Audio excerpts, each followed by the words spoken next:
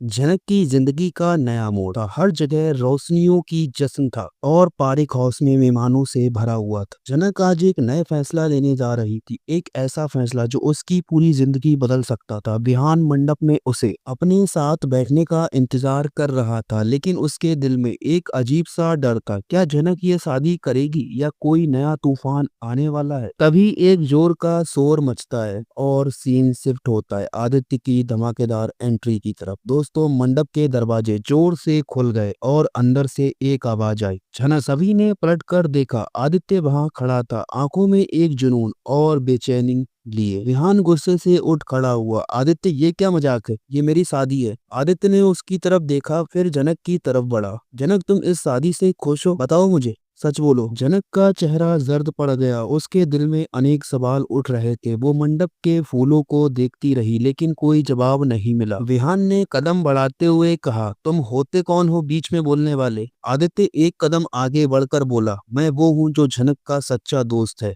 जो उसे समझता है। तुम सिर्फ एक मजबूरी हो विहान। तुमने जनक की कमजोरी का फायदा उठाया है। दोस्तों, बिहान का चेहरा लाल पड़ गया और बोला, बकवास बंद करो। पर आदित्य ने सुना नहीं। उसने जनक की आंखों में आंखें डाली और कहा, जनक, सच बताओ, क्या तुम मुझे अपना हमसफर बनाना चाहती हो? सब कुछ एक सेकंड के लिए रुक सा गया। जनक ने एक गहरी सांस ली। उसके आंखों में आंसू थे। उसके दिल जोर से धड़क रहा था। वो जानती थी कि अगर आज उसने कोई फैसला नहीं लिया तो वो हमेशा के लिए खुद से दूर हो जाएगी। उसने धीरे से अपना हाथ आदित्य के हाथ में रख दिया। हाँ आदित्य, मैं तुमसे शादी करना चाहती हूँ। और फिर सीन शिफ्ट होता है पारिक हाउस के हंगामे की तरफ। दोस्तों, एक पल में पूरा मंडप एक मैदान बन जाएगा। बिहान का चेहरा सफेद पड़ जाएगा। जनक, तुम ये क्या कर रही हो? बिहान बड़बड़ाता है और जनक ने सख्ती से कहा, मैं एक फैसला ले रही हूँ जो शायद पहले लेना चाहिए था। बिहान, तुमने मेरे विश्वास का गलत फायदा उठाया। मैंने तुम्हें एक दोस्त समझा,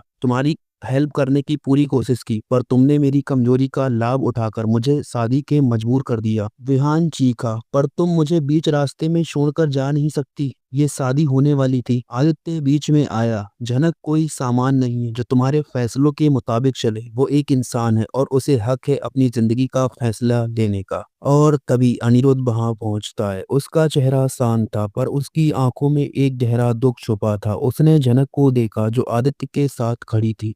उसके मन में एक सवाल घूम रहा था, जनक ने मुझे क्यों नहीं चुना? अर्शी उसके पास आई और उसका हाथ दबाए। अनिरुद्ध, तुम ठीक हो? अनिरुद्ध ने सिर्फ एक हल्का सा स्माइल दिया, पर उसके अंदर तूफान मच रहा था। उसने जनक की तरफ देखा और एक अजीब सा दुख महसूस किया। अभी अनिरुद्ध जनक से कहता है, मुझे लगा था कि चाहे जो भी हो तुम एक दिन मेरे पास लौट कर आओगी, पर तुमने किसी और को अपना हमसफर बना लिया। जनक ने उसकी आंखों में देखा। उसके अंदर गिल्ट था, शायद एक दुख भी। दोस्तों, उसने धीरे से कहा, अनिरुद्ध, तुम कभी मेरे नहीं थे और शायद मैं भी कभी तुम्हारी नहीं थी।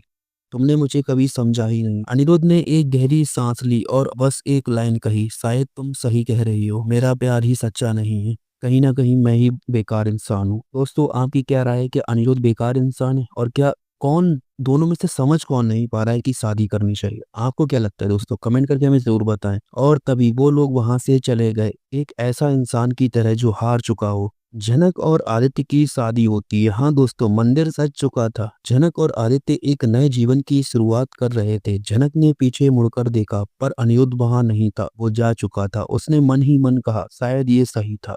आदित्य ने उसका हाथ पकड़ा और कहा, अब सिर्फ हम दोनों हैं जनक, और मैं वादा करता हूँ कि तुम्हें कभी तकलीफ नहीं दूंगा। जनक ने हल्का सा मुस्कुराया, मुझे तुम पर पूरा भरोसा है आदित्य।